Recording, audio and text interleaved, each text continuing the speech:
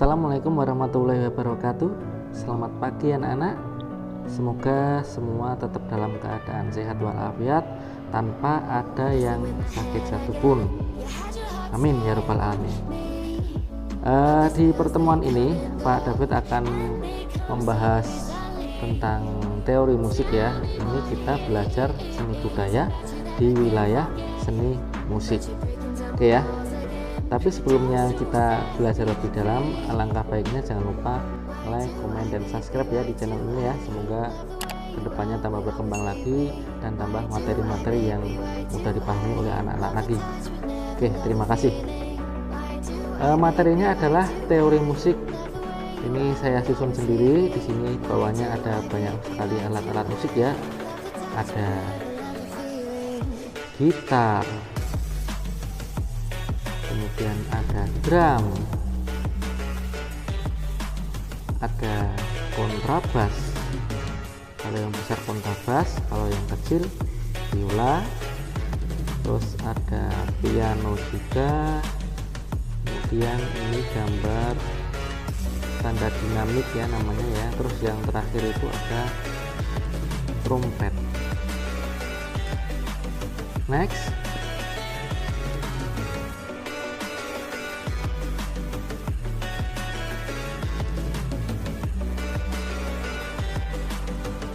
nah, teori musik ini Pak David buat untuk SMP Islam Al-Hadi Mojolaban yang ada di Sukoharjo, Jawa Tengah khususnya.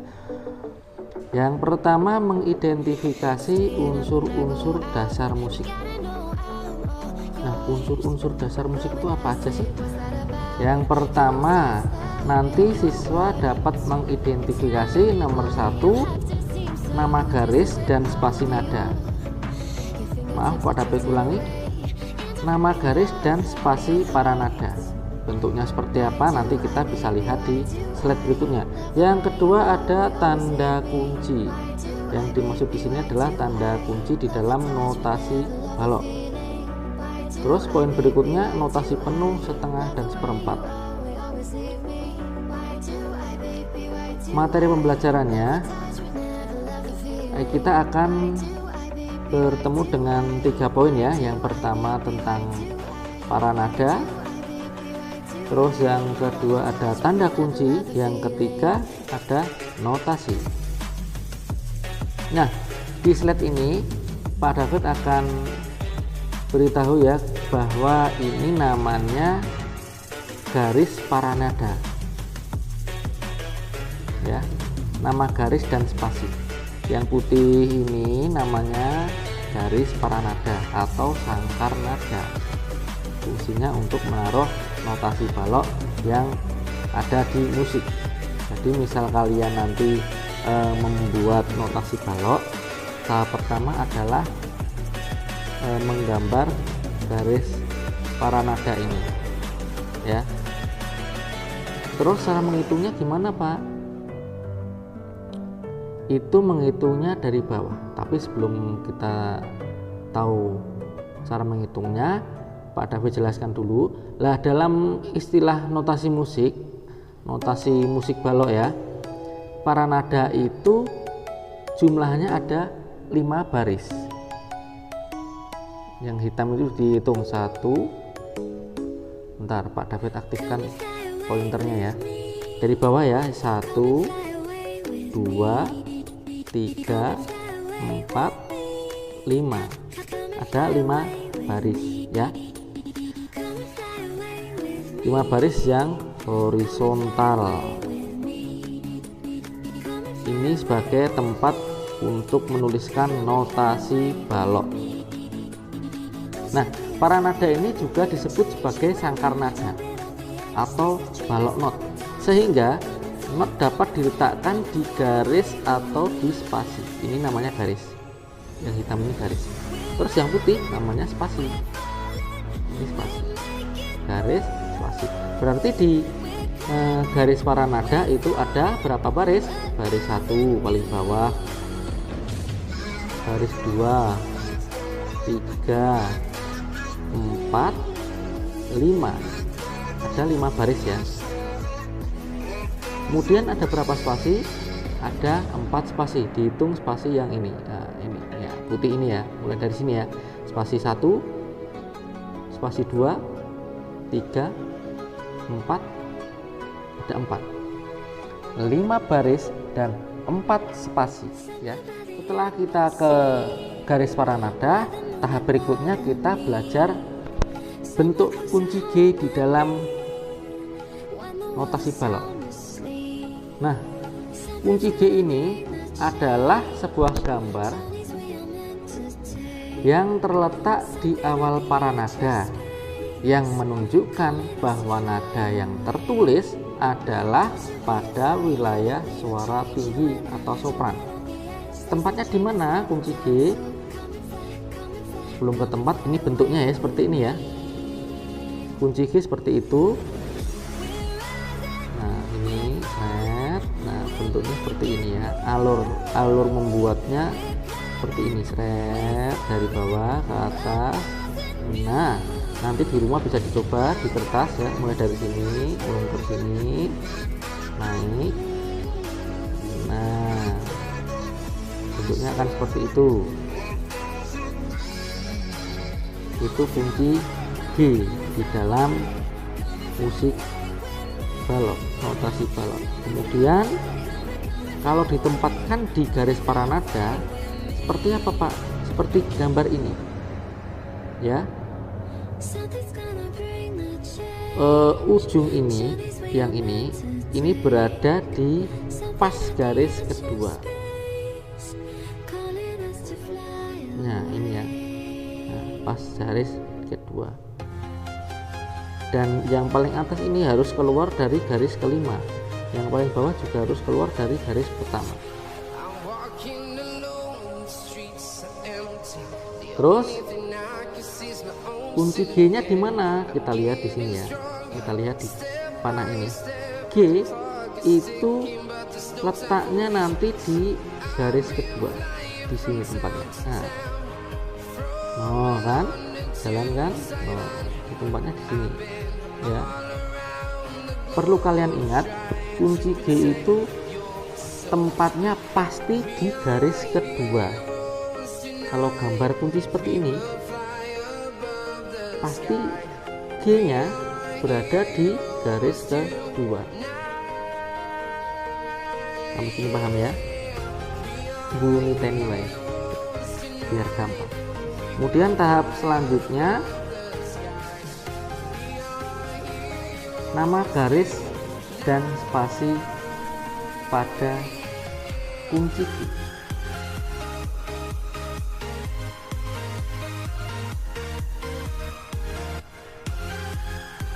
Kita lihat ada E. Nah, ini nama garis dan spasi mengacu pada garis. Nama garis dan spasi mengacu pada garis kedua adalah garis G. Kita ingat tadi ya, G tempatnya di garis kedua sini. Habis G terus naik 1A. Habis A naik 1B. Habis B naik 1C, habis C naik 1D, habis D naik 1E, habis E naik 1F. Kalau turun gimana Pak ya? Turun aja, habis G, F, F, E. Nah, urutannya di nada musik itu dari C, D, E, F, G, A, B. Urutannya itu ya, pada ulangi, C, D, E, F, G, A, B.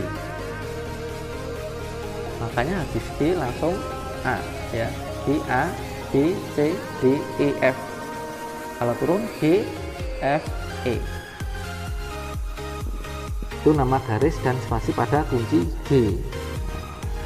Cara mengingatnya gimana Pak? Kok agak sulit? Ada rumusnya ya. Rumusnya seperti apa? Kita lihat biar gampang diingat. Ini Pak takut kasih rumus. Yang nama garis ini ya, itu bacanya dari bawah, membacanya dari bawah. Kita lihat, enak gula Bali dari Flores.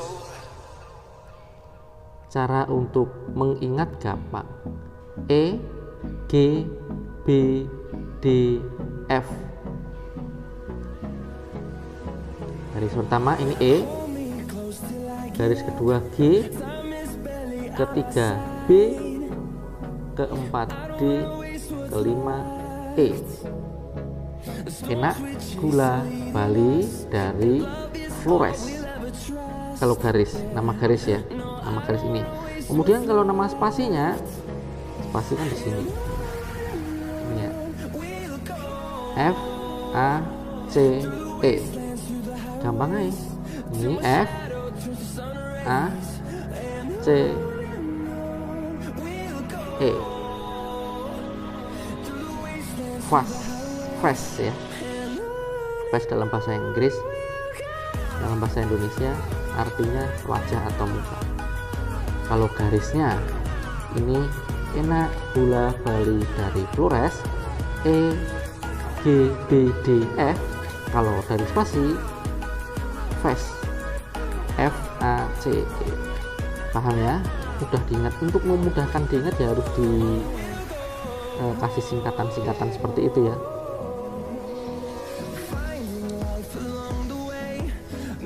Nah, jika notasi ditempatkan pada garis atau spasi tersebut akan mempunyai nama sesuai dengan nama garis atau spasi. Yang Pak David omongkan di awal tadi, urutannya musik adalah, nada musik adalah C, D, E, F, G, A, B. Nah, di garis pertama itu nadanya E. Jika diurutkan yang tadi ya, E, terus naik 1 F, terus G, terus A, terus B, C, D, E, F. Terus kenapa Pak ini ada titiknya? Berarti kalau ada titik 1 ini namanya aksen. Aksen itu nada di C ini misalnya, ini aja ya. Nah yang di E ini, E aksen, ini lebih tinggi daripada E ini. Ini kan nggak ada aksennya. Berarti ini dia lebih rendah kalau dimainkan. Ini lebih tinggi. Itu namanya aksen.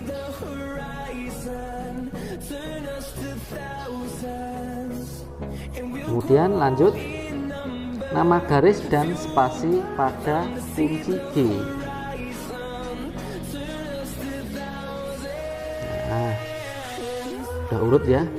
Kita lihat yang baris kedua dulu. Baris kedua itu sini. Nah, nadanya apa? G. Nah, sudah ketemu toh? Kalau sudah ketemu sini, kalian bisa ngurutnya ke atas bahkan ke bawah. Kalau ke bawah G, F, A, E, D, C, B, A, G.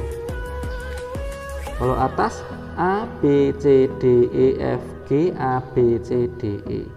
Pak, nggak ada yang kunci H, nggak ada. Di dalam musik itu kunci cuma sampai B, kemudian balik lagi ke C. Terus kalau ada nada-nada yang lepas dari garis sangkar para nada, nah ini kan sudah lepas, ini sudah lepas, itu dikasih yang namanya tanda bantu atau garis bantu. Garis bantu itu ini loh, yang strip ini loh. Nah untuk tempat nada ini juga. Kalau nggak ada stripnya, ya nanti bisa kemana-mana itunya ya, notasinya ya. Nah ini namanya garis bantu. Nah, lanjut, ini nanti buat soal aja ya, soalnya nanti di belakang itu. Lanjut. Nah kemudian contoh alat kunci G apa Pak? Yang pertama ada gitar, terus ada biola, terus ada klarinet, ada oboe,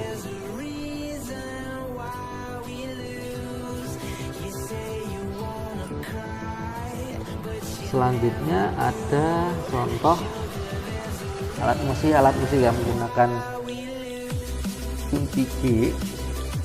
Itu ada trompet, ada saksofon. Kemudian yang berikutnya adalah kunci F.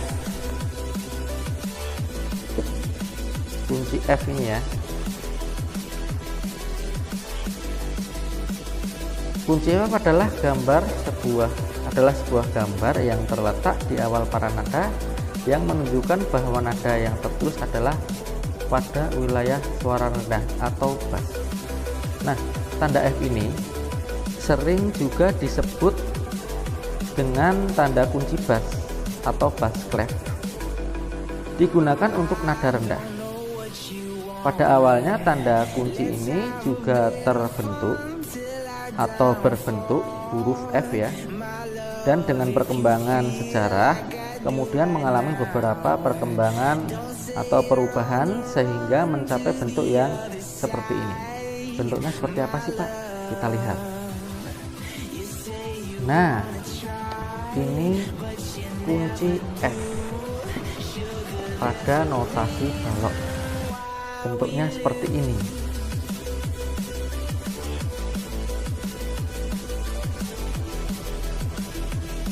Kemudian kalau dituliskan atau digabungkan dengan garis para nada seperti ini ya. Mulainya dari garis ke 4. Nah, kemudian dikasih titik. Titiknya di spasi 5 dan 4. Nama garis dan spasi mengacu pada garis keempat dihitung dari bawah. Adalah garis yang diberi nama F. Garis keempat ya 1, 2, 3, 4. Nah, yang jelas di tengah-tengah titik ini ya, ini nadanya F. Nah, ini urut-urutannya F, kalau habis F, G, A. Habis dari F turun E, D, C, B, A, G. Kalau ini nggak ada singkatannya ya, kalau disingkat susah ini. Nama garis dan spasinya mengacu pada garis keempat. Ini poin yang penting. Kalau kunci G tadi, nama garis dan spasinya mengacu pada garis kedua. Kalau kunci F, dia mengacu pada garis keempat. Paham ya?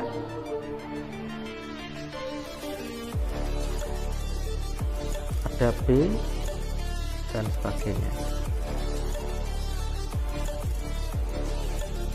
Nah, biar gampang diingat, di sini nggak ada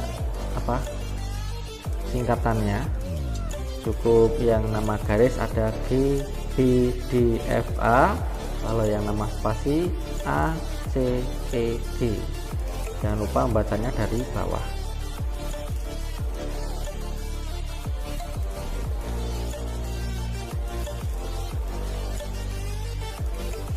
Nah, jika notasi ditempatkan pada garis atau spasi mempunyai nama sesuai dengan nama garis. Ya, berarti ini F. F kita lihat di sini berarti ini F. Nah, kalau sudah ketemu ininya, nanti pasti di soal nggak ada ininya ya. Kalau sudah ketemu ininya, ini berarti nadanya F. Buat mengingat, ke habis F, G, A, turunnya F, E, D, C, B, A, G. Udah paham kan? Mudah. Notasi balok itu memang mudah. Kalau belajarnya sedikit-sedikit kalian mudah, tapi kalau langsung banyak kalian pasti pusing sendiri.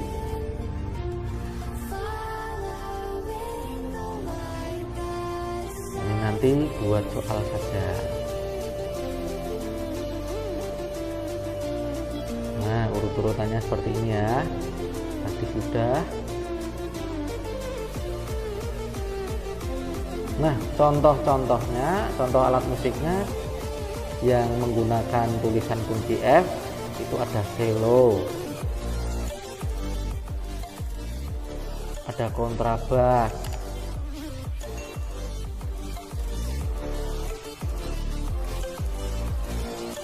ada juga timpani. Ini caranya dipukul ya. Ada tuba. Cukup sekian dulu pertemuan kita hari ini ya. Mudah-mudahan kedepannya kalian nanti bisa tambah paham masalah notasi balok ini. Belajar notasi balok itu memang harus sedikit demi sedikit ya. Nanti lama-lama akan kalian paham sendiri. Kurang lebihnya Pak David mohon maaf. Nanti kalau ada pertanyaan bisa tanya-tanya di kolom komentar di channel Pak David. Mudah-mudahan semua dalam keadaan sehat tanpa ada yang sakit satupun. Tugasnya nanti habis live ini ya Pak David kasih tugas. Cukup sekian. Wassalamualaikum warahmatullahi wabarakatuh.